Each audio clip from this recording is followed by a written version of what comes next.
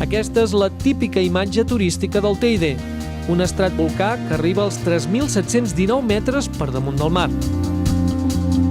Això fa que sigui el cim més alt de l'estat espanyol i la illa més alta de tot l'Atlàntic. Al seu costat es troba el Pico Viejo o muntanya Chaorra, de 3.135 metres d'altitud. Ara fa uns 25.000 anys va entrar en erupció, expulsant laves molt fluides a alta temperatura. Aquestes colades, a part de reomplir part de les canyades del Teide, varen davallar per tota la vall d'Icod de los Vinos. Posteriorment, varen ser recobertes per altres erupcions i la naturalesa les va acabar recobrint de vegetació. Posteriorment, s'hi han construït cases amb camps de conreus i horts. Just al subsòl d'aquest indret es troba una meravella de la natura, una estructura geològica gairebé única al món, que tot seguit visitarem. Ens trobem a les Illes Canàries, concretament a l'illa de Tenerife i en particular al vessant nord, a la població anomenada Icod de los Vinos.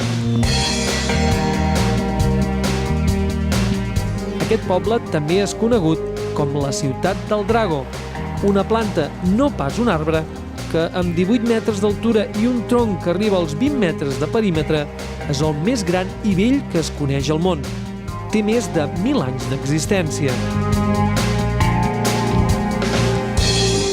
Al sud de la població d'Icod de los Vinos es troba el centre de visitants de l'anomenada Cova del Viento, que no és res més que un tub volcànic.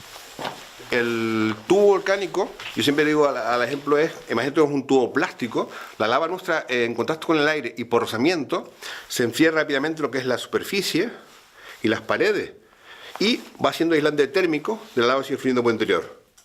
Cuando el volcán deja echar lava, si tenemos esta pendiente, esta lava muy fluida, pues todo esto se vacía por gravedad y no haría ese tubo volcánico. Es como un tubo plástico, lo llenamos de agua, lo tapamos a los extremos, lo inclino, le quito la manita y se nos vacía. Pues algo parecido pasa cuando se forma un tubo volcánico. Lo que pasa es que el nuestro encima no es un solo tubo, encima es laberíntico y ese proceso ocurrió en varias fases de Pico Viejo, haciendo que la cueva es laberíntica a 3 niveles diferentes alturas. Qui ens comenta això és Alfredo Lainez, probablement la persona que millor coneix aquesta peculiar cavitat subterrània. Llevo ya 45 años de mi vida dedicado a las cuevas. Fui el primer instructor nacional de espeleología canario y en el año 1988, con otro compañero, Óscar Subirana, del Grupo Espeleología Benizadares, pues nos metimos por la cueva que estamos entrando ahora, por la entrada de las Brebritas, y salimos por la entrada del Sobrado Superior. Y batimos el récord mundial. Sin quererlo o queriendo, pues la cueva nos dio ese privilegio de encontrar esas uniones de un pasadizo con otro pasadizo y pasó a tener la cueva 14 kilómetros de desarrollo. En aquel momento también fue la cueva volcánica más grande del mundo gracias a todo este descubrimiento.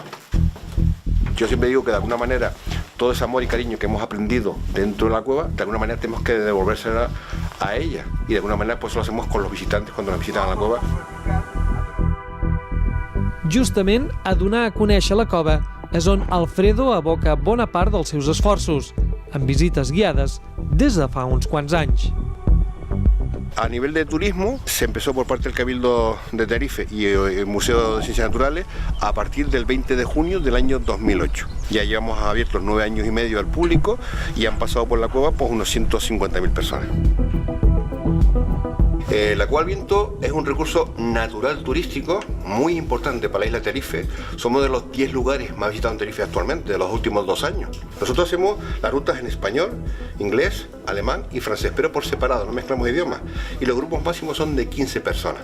Por lo tanto, es una visita muy personalizada, porque nosotros la filosofía que impera en la Cueva del Viento es la de la protección del entorno y el ecosistema y del conocimiento del medio. Tenemos 107 especies de fauna invertebrada muy especial. Tenemos restos paleontológicos dentro de la cueva y sobre todo la geología, que es lo más importante.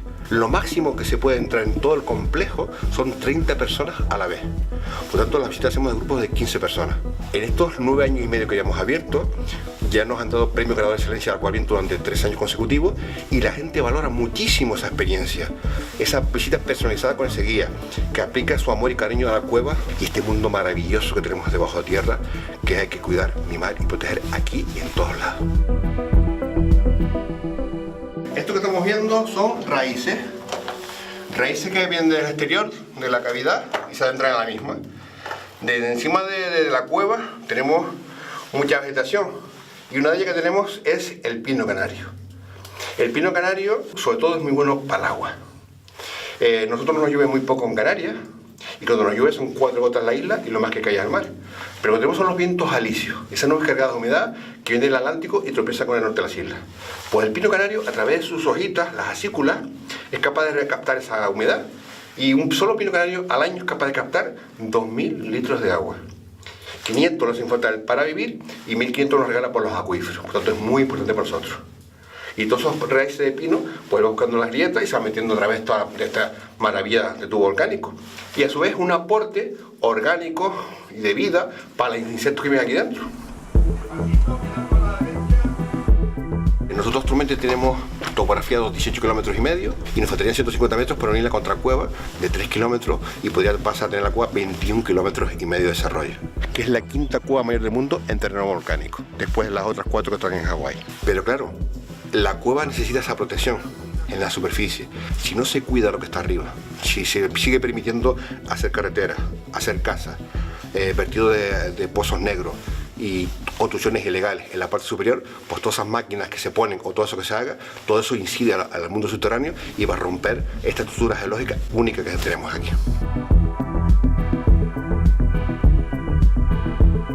Lo que tenemos aquí son goterones de lava solidificada.